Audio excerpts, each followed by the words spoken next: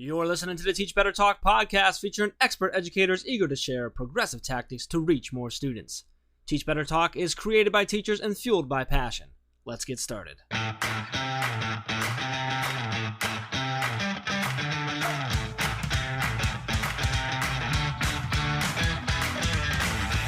Hey everyone, welcome to episode 34 of Teach Better Talk. I am Ray Hewart, and as always, I'm with the fabulous, the amazing, the king, Jeff Gargas. The king? Really? Did you just go there?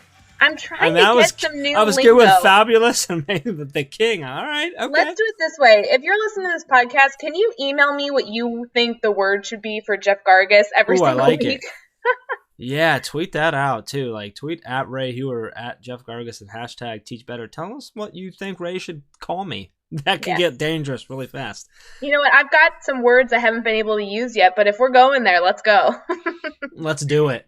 Anyway, aside from the incredible, the amazing Jeff Gargas, we really have a great episode that I'm excited for y'all to be listening to. Before we get into any of that, Jeff, is your week going well? My week is going fantastic. It's off to a great start. Super excited. Always excited to get to start our week by doing podcast recordings. For those who don't know, we record on Mondays, which means we get to start our week off talking to awesome educators every week, and that is really, really cool, and I'm really, really excited about that. Super excited about tonight. We've got Susan Jachymiak on, and I think I said your last name correctly. You can correct me if I didn't. I did. All right, awesome. And Susan has been she's actually a first-year teacher. She's in her first year as a fourth grade teacher just outside of Chicago. But Susan's been in our PLN for a while now. She's been an active member in our Mastery Chat on Thursday nights for, I think, well over a year now, while she was in her in-service and learning and growing. And it was super excited for all of us to see her, graduate and take off and land her first job. And now she's in almost halfway through her first year. So really excited just to talk about that and hear how your experience is going and everything, Susan. But first, how are you feeling today? How are you feeling tonight? I'm feeling good. That's good. I'm excited. It was a simple, short, and sweet answer. I'm feeling good. That's all we need to know, right? I love it. Beautiful. Susan, did you have a snow day today? I did. Nice. So you got a lot of work done, I'm sure. Yes. Well, I was sick this weekend, so I actually got to rest as well. So that was nice. Good recovery day. That's good. Needed. Good. Well deserved. While I really like being in school, the snow day today was kind of nice to catch up on work. So for all of you that live in the areas where snow is prevalent, we do kind of like those snow days, but excited to be back to school tomorrow. So before we get into too much, asking you a ton of questions about your first year teaching and all the amazing things you've been able to do very early in your career, which we're excited to highlight, Jeff gave you a really great little introduction. We'd love to hear more about how you describe yourself when somebody asks you, oh, hey, Susan, what do you do? I'm a fourth grade teacher, and I would say that I'm passionate about growth mindset and really getting students to achieve their goals. I know that my students had a hard time at the beginning kind of goal setting, but I'm working with them on trying to set a reasonable goal. And it's nice to see them obtain it and work towards that. And I also know that a lot of my students tend to be nervous about math and just don't feel like they're good at it. So I've been embracing that growth mindset and trying to really get them to think differently about what they're doing. Love it. So let's talk. So you're in your first year now, Susan, and you're just coming out of school and training for it and getting in there, and you're learning as you go. We talk a lot in our PLN and Mastery Chats and our Teach Better team and everything and around and Twitter and everything else about failure and learning from it and embracing it. So I'd love to talk to you about that. Can you share a time that you've had a failure where you felt like you failed? Can you tell us what it was that happened, how it made you feel? How did you overcome that? And then what did you take away from that? I feel like this first year it has a lot of trial and error because I'm always trying different things and some are working and some aren't, but I'm willing to kind of realize that and change it. I know that I put my students in groups towards the second month of school because I thought that they could handle it and because I've been with them and I've seen that they grew. But then after that one period of them just kind of not knowing the routine and not knowing how groups worked in my classroom, I told them, like, okay, we're going to have to go back to rows and kind of figure it out. And now I put them again in groups and it's working so much better. But I realized that I needed to really lay out my expectations for them so that they know what I expect. And now we're making progress on that. But I know that I had to really quickly reflect and change things just to make it through that day. And then when I went home, I had to think about how to make things better for the next day. Susan, it's really interesting as we actually talk about newer teachers on this podcast pretty frequently, and whether you're new in the field or have been in the field for 30 years, that idea of continuously needing to reflect on any decision we make is so essential. You get into the classroom, you have all these dreams, right? You have all these things you want to achieve. And I can say that very easily for you because you were somebody that even before you got the first teaching job, you were so passionate. You knew you had incredible goals. You're going to change the face of education. And some of those decisions are so challenging to make. And so to be able to try something, reflect a bit on it, and then try it again is really powerful. I think there's a lot of teachers out there that have tried things that said, oh, it didn't go well, never doing that again. And the importance of going back to, okay, why did I need the students working in groups? Why is it more valuable to not have them in rows? Okay, if I know what I'm working towards, what steps do I need to take to ensure that they can really handle working in groups? I mean, you joke about setting your expectations up front and center. I teach students that are 2 or 3 years older than yours, and we practice. I mean, we literally practice. How do you turn and talk to somebody? And then how do you refocus back on a student speaker? Or how do you go into more of a self-paced environment? And my students kind of laugh at practicing those things. Miss Heward, I know how to talk to my friends. Miss Heward, I know how to listen well. And it's like, I know you do. So let's practice it. Really master that skill.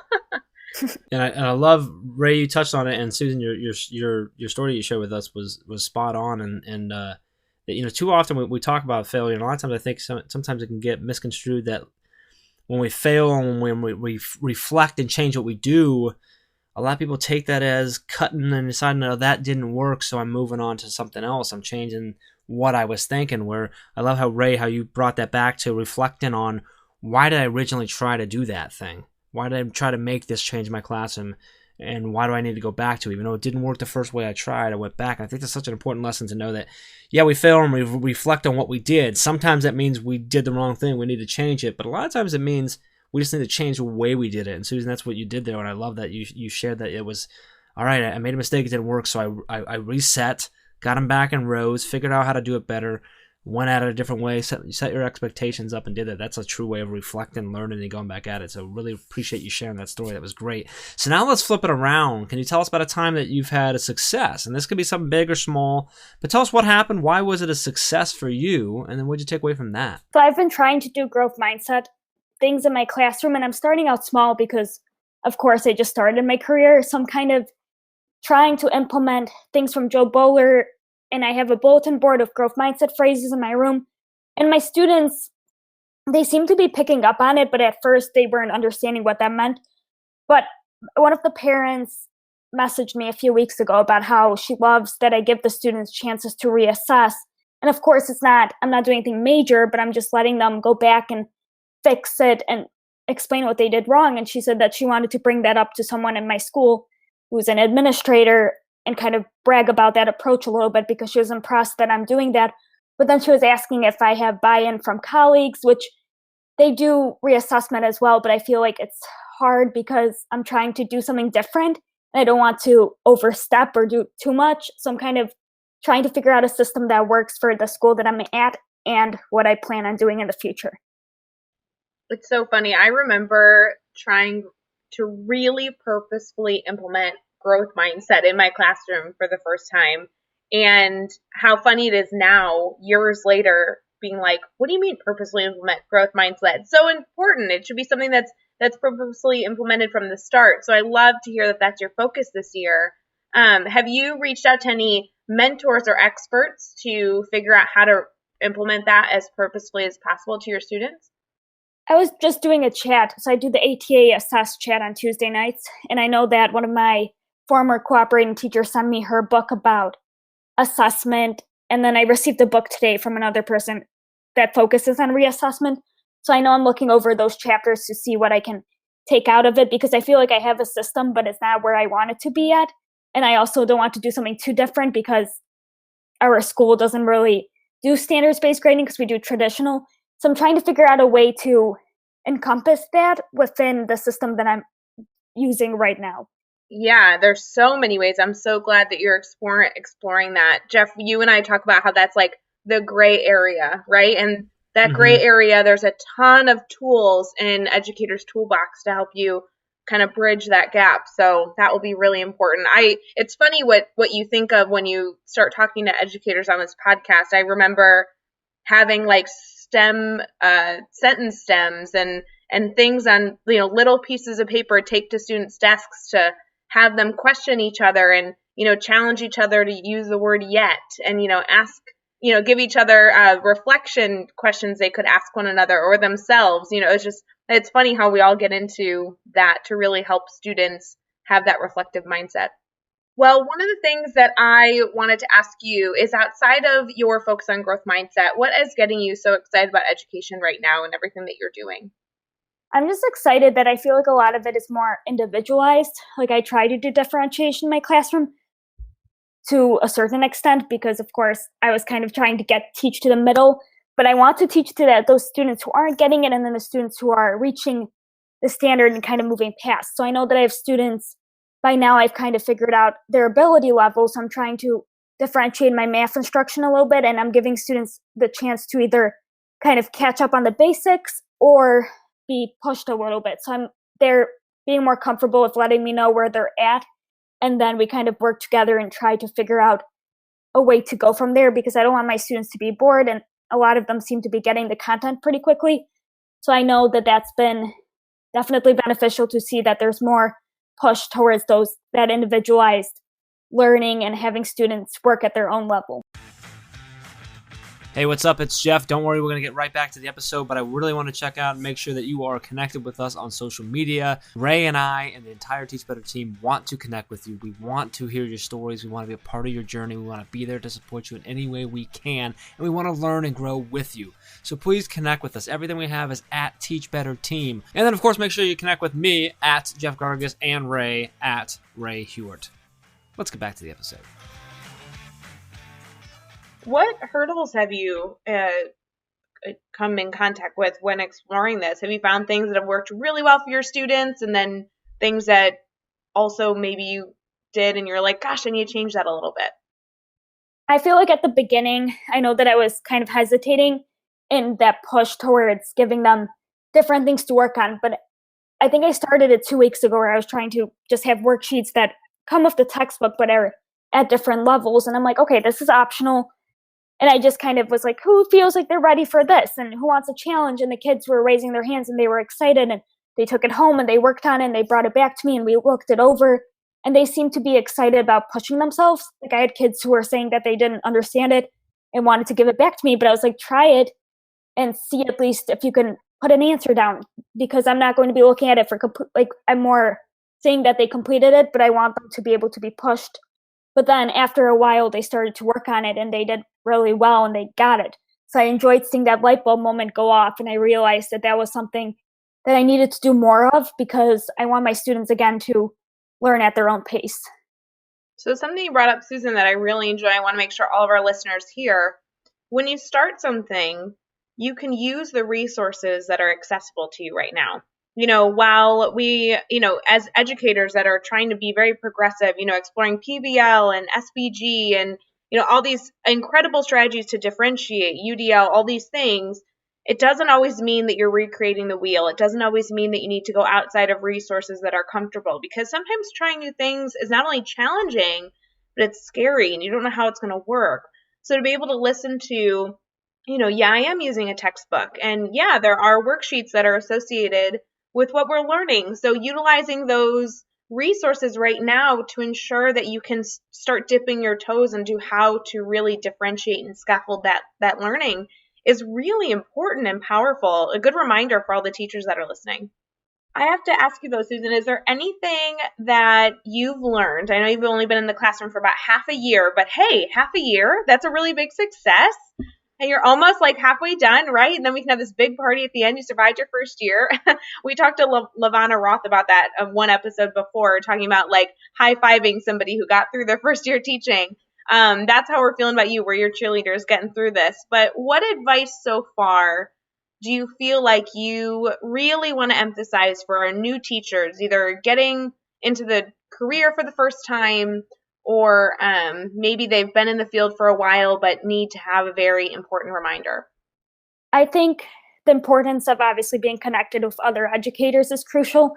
I know that I'm always on Twitter because I started a PLN, and that has been instrumental, because when you're starting out, it's nice to know that you're not alone, especially, like, of course, I have colleagues that I really enjoy and they're super helpful, but it's nice to be able to connect online with others who are in the same position and kind of asking those questions and getting advice. But I think another thing is just to not hesitate to ask for help and to know that you don't need to know everything, because I think at the beginning you could easily get overwhelmed because you want to be perfect and you have that ideal vision of being that perfect teacher, and then you start and things just pile up and you realize that you can't get everything done and you're trying your best, but it's not always as clear cut as it seems, I guess. Something, Susan, that you do so well is growing that network. And I know that it's hard at first year teaching. I know that you're, trying things and reflecting, and it feels like this uphill battle. But I'm so confident that you will get there. But I love your focus on social media, building that network, because even through all the stress that schools can bring and teaching brings, having a network to be able to reflect and bounce ideas off is so important. And for our listeners, a lot of the teachers that I continue to connect with are new to social media. They've, just created an account on Twitter, or they're just new to Instagram and joining Facebook groups. So as somebody who's an expert in this, Susan, you really are an expert. You've been doing this for years. How did you start? Was it scary? Was there something that inspired you or pushed you to really make that leap that maybe our listeners could really hold on to and make that step themselves? I feel like you introduced me. I don't know. I feel like it was maybe my junior year, but I started grappling with that idea because I've heard you speak. I was like, oh, maybe I should start a Twitter account. And then after that, I started doing chats for just my, like, other student teachers and other pre-service teachers at my university.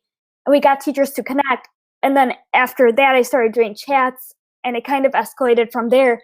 But I definitely developed that passion, and then I couldn't resist getting on and just interacting with others, because I realized how much I started to grow as an educator, and then I was getting resources and tips and books from teachers, and I just felt like it was a great way for me to grow, but I also felt like I was learning so much from others. So that was definitely helpful to be new to the profession, but I definitely don't feel like I'm alone. Like, I feel like I have a huge network that is always cheering me on, and that's amazing to have, especially as a first year teacher.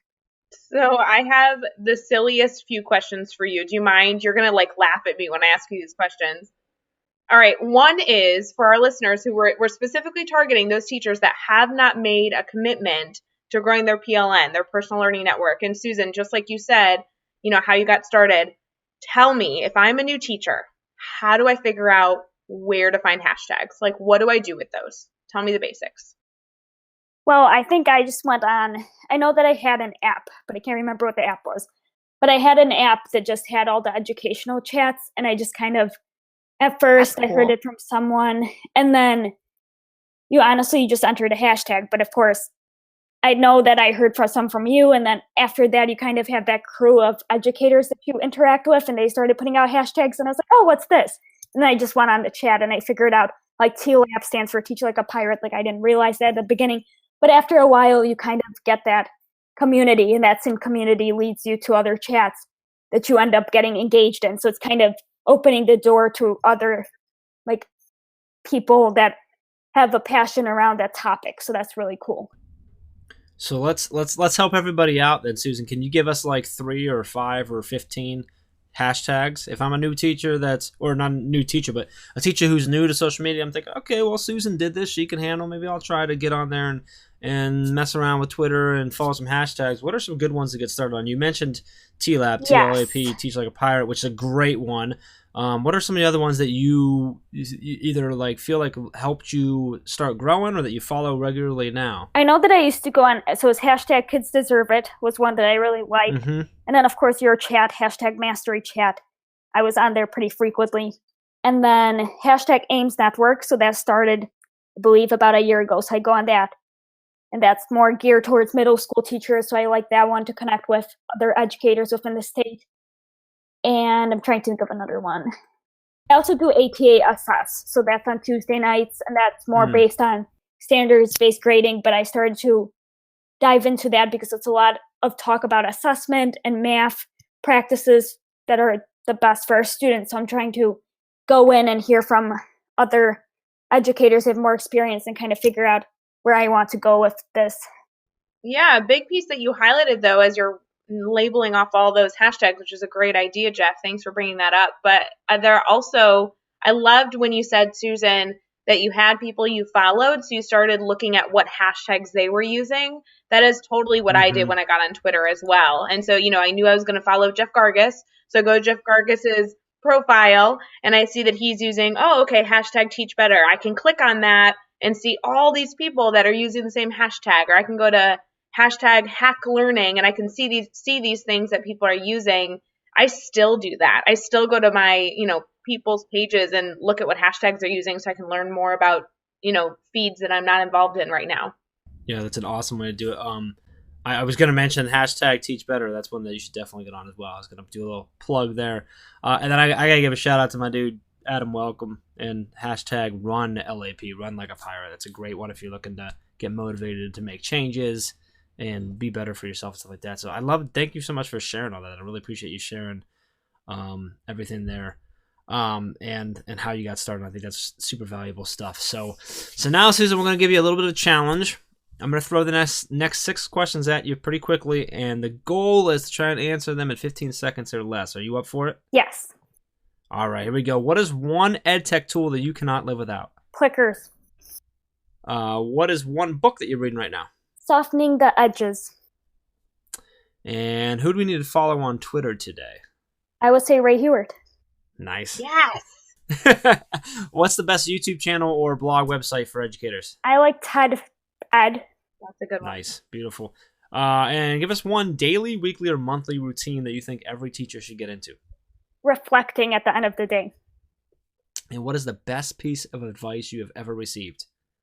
That things don't always go as planned, but you have to reflect and readjust. Oh, that's a great one. I think just nailed it. I mean, talk 15. I think it was like 7 seconds. I know you did great, Susan. Also, you guys have to go follow Susan on social media, and not just me, but also all of us. Yes, do that. Do that. Well, Susan, it's been so fun being able to connect with you through this podcast. It's been, Jeff mentioned it earlier, but being able to connect with future educators and watching their journey throughout, being inspired to be a teacher, really remembering their why, and then getting into the field and utilizing their network to grow. You are such an incredible teacher. We're so excited to continue to learn from you as you further throughout your career. But I want to make sure that other people are able to do that too and able to connect with you and continue this conversation if they have questions and learning more about your year. So how can people stay connected to you? So I have a Twitter account. So that's at Miss Jachymiak, which is MSJACHYMIAK. And then I also do Pondering Education. So that's a podcast that I'm on this year. So I think I filmed 3 episodes so far. So that's kind of documenting my journey as a new teacher, which has been great to do because I get to reflect on usually a bi-weekly basis. So that's if you just search Pondering Education. I know that he has a section that's called The Journey, and then you could listen to me speak. So that's been great to be a part of. And then I also do a chat on Sundays on Twitter, which I forgot to mention in my hashtags, but it's hashtag New Teacher Journey. And that's really a chat geared towards new teachers and getting veteran teachers to connect and collaborate with us and give us advice. So powerful. Very cool. And you know that you can find all the links, all the resources, everything that we've mentioned in this episode over at teachbetter.com, as well as those really important links to connect with Susan, so you can make sure you keep that conversation going with her. We'll have all of that over at in the show notes, so make sure you head over to teachbetter.com for all of that. Be sure you hit subscribe so you don't miss any of the upcoming episodes, and if you can give us a rating and review, we'd really appreciate that as well. Susan, so happy to have you on the podcast. Like I said at the beginning, you've been in our network for so long now. It's been so awesome to watch you grow and take on your first year. We're so excited to watch you finish up the year and share all your reflection and just keep going and changing so many lives. And we're super excited and really happy to have you as part of our Teach Better family and the Master Chat family, and really appreciate you taking some time and hanging out with us and having some fun with us tonight. Oh, no problem. Thank you so much.